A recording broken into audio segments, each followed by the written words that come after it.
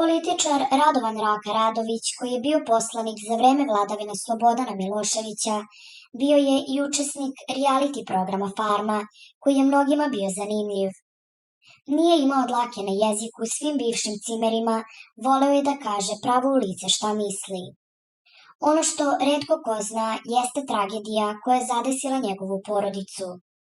Govorio je o tragediji koju je preživeo kada mu je ćerka Jasmina ispred kućnog praga poginula u saobraćajnoj nesreći. Najteži trenutak u mom životu bio je moment kada mi je na pragu kuće poginula ćerkica Jasmina. Ne mogu vam opisati koliko je teško kada vam umre dete, a zamislite samo koliko je strašno kada vi to sve gledate. Toga dana ostali smo bez vode i ja sam je poslao da pređe ulicu i donese nam flašu s obližnje česme. 1000 puta pre toga ona je sama prelazila drum, ali ovog puta nije uspela.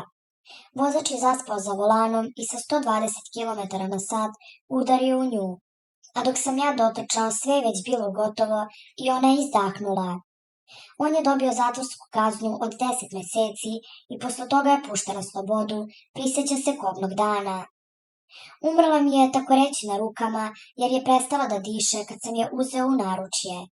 Pošto je supruga Nada bila na poslu, morao sam da je pozovem i saopštim joj šta se desilo. To su trenuci o kojima mi je veoma teško da govorim, jer su oni ostavili duboke ožiljke na mom srcu. Sahranjali smo našu Jasminu i shvatili smo da se moramo boriti jer život ide dalje.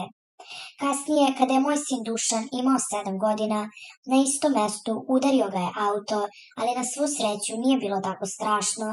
Otkrio je Raka, koji ima još 2 ćerke i 1 sina.